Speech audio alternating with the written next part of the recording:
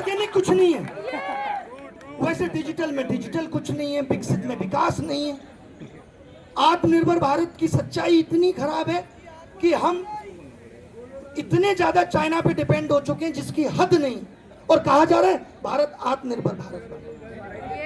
आपने सुना होगा कल परसों एक बयान आया यशस्वी प्रधानमंत्री जी का कि भारत मोबाइल मैन्युफैक्चरिंग हब बन रहा है।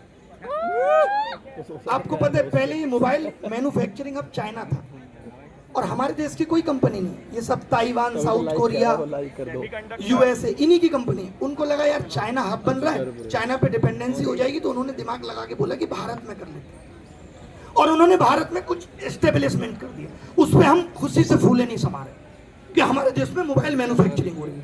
भारत स्क्रीन तक नहीं बना रहा है, चिप तो छोड़ दीजिए। कैसे बनाएगा, कैसे बनाएगा? या 83% इंजीनियर हर साल बेरोजगार की कैटेगरी में आ रहा है। हमारे देश का इंजीनियर जहां जाता है अच्छा करता है, वो बेचारा पियोन का फॉर्म भर रहा है, हर एक काम करने को तैयार है। इसमें से भी बहुत इंजीनियर दिख रहे हैं मुझे। बताइए, ये हालत है देश के इंजीनियर की, इसकी सेवा नहीं ली जा रही। और आपको पता है भारत ने जो अपनी जीडीपी बचा रखी है वो सिर्फ सेवाओं के दम पे ही बचा रखी है। भारत सर्विस सेक्टर में अच्छा कर रहा है, यानी लोगों को सर्विस देना आता है। तभी अगर वही सर्विस इस देश के अंदर ली जाती, उनको अपॉर्चुनिटी दी जाती तो।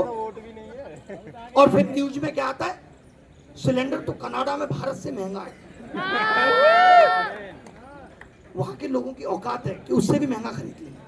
हमारे यहाँ तो गरीब और गरीब होता जा रहा है, अमीर और अमीर होता जा रहा है। ये स्थिति है। हमारे यहाँ 3.5% लोग हर साल गरीबी रेखा के नीचे आ जाते हैं। क्यों? क्योंकि उनका इलाज पे खर्चा बहुत हो जाता है। सही बात है, सही बात है। इलाज की स्थिति यह है कि आज लोग डरते हैं मैं बीमार ना हो जाऊं। आज एक बेरोजगार की दिल इसलिए परेशान है कि पापा मम्मी की दवाई का इंतजाम नहीं कर पा रहा। दवाइयां इतनी महंगी हो रही, महंगा छोड़ दीजिए, उसमें भी नकलीपन है। आगरा में अभी कितनी दवाइयों की नकली फैक्ट्री पकड़ी गई। यार नकली दवाई, नकली पनीर। दिवाली पे आप मिठाई खाना चाहें तो नहीं खाते, क्या कहते हैं? दिवाली पे नकली आती है मिठाई। आपने मान लिया, हमने एक्सेप्ट कर लिया। क्या ये दुखद नहीं है कि भारत जहां विश्वगुरु होने की बात कर रहा है वहां पनीर, अंडा, ये सब नकली है? और पेपर लीक से आप नकली डॉक्टर, नकली इंजीनियर्स की फौज खड़ी करने जा रहे हो। कहां लेके जा रहे हैं देश को? आप कुछ करें। मैं तो ये चाहता हूं, जैसे इनका ये कहना था कि नेशनल कमीशन ऑफ इंडिया बनना चाहिए, स्टूडेंट कमीशन ऑफ इंडिया बनना चाहिए, कि स्टूडेंट के लिए भी ये पोर्टल हो जहां उसकी आवाज सुनी जाए। लेकिन अब मेरा डर ये हो जाता है कि ये बना भी देंगे तो वो भी काम नहीं करे। जब तक कि 2-4 लोग को उनकी गद्दी से छुटाया नहीं जाए, तब तक इनके अंदर वो डर पैदा नहीं होता। आपने देखा होगा ना, रक्षा मंत्री साहब ने कहा कि इस सरकार में इस्तीफे नहीं होते। सही बात है। इस सरकार में इस्तीफे नहीं होते, ऐसे ही पत्नियां छोड़ देते हैं आप। इस्तीफे नहीं होते। हम तो दूसरी पार्टी के लोगों का इस्तीफा करा के अपने यहाँ ले आते हैं। आज जब लोग मुझसे पूछते हैं कि यार नीट पेपर लीक में सीबीआई को जिम्मेदारी मिली थी, मैंने कहा जिम्मेदारी मिली थी, वक्त नहीं मिला था ना।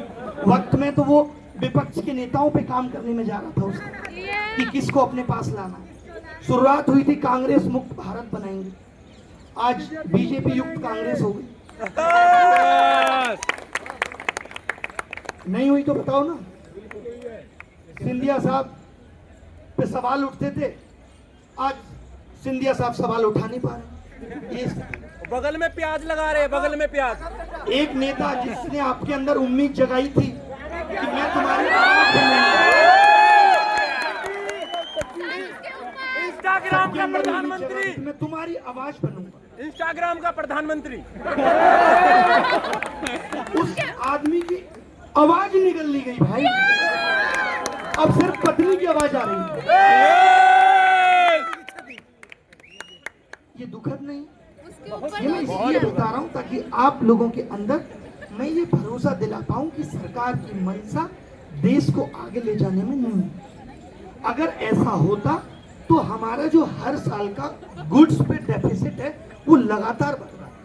आप सिंपल भाषा में ताई आई है, मैं इसलिए बताना चाह रहा हूँ ये बात।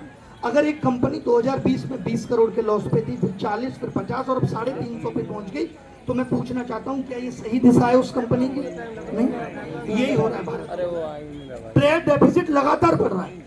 2025 में हमने चाइना से रिकॉर्ड तोड़ सामान मंगाया है, रिकॉर्ड तोड़ सामान खरीदा है और दिया कुछ नहीं उसकी तुलना में, और हम क्या करें? आत्मनिर्भर भारत बने। मुझे लगता है ये नेता आपस में ही खेल रहे हैं, क्योंकि ये सब आत्मनिर्भर हो चुके हैं। इनको अब दिक्कत नहीं, बच्चे विदेश में सेटल है, जब इनका दिल करेगा ये खुद भी सेटल है, और देश में हम और आप जैसे लोग पड़े रहे। आज इतना दुखद लगता है, मैं एक बिजनेसमैन से मिला, उसने हमें खुद बुलाया, बोला पेपर लीक पे चर्चा हो।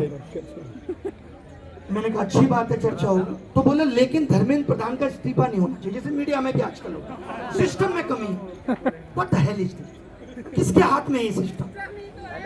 किसके हाथ में है सिस्टम?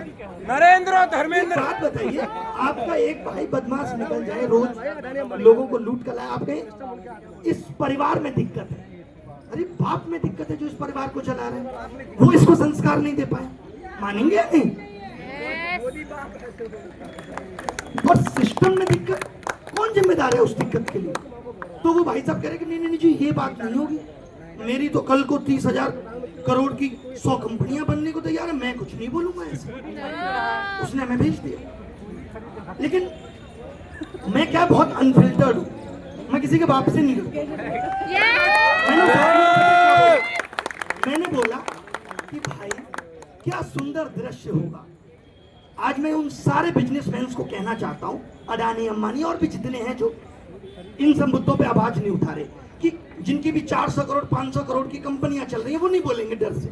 तो कितना खूबसूरत दृश्य होगा कि 10 लोग 30,000 करोड़ की कंपनी के रॉयल्स रॉयल्स से उतर रहे हैं और हमारे आपके जैसे लोग कॉकरोच की तरह रेंग रहे हैं।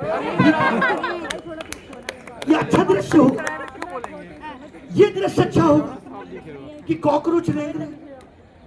ये कॉकरोच एक मैसेज था, सरकार को इस मैसेज को सीरियस लेना था और तुरंत हटा देना था धर्मेंद्र प्रधान को। लेकिन धर्मेंद्र प्रधान को जब भी हटाने की बात करता अगला आंख निकाल देता। देखो मेरी कुर्सी गई तो बोले सबकी खुलेंगे।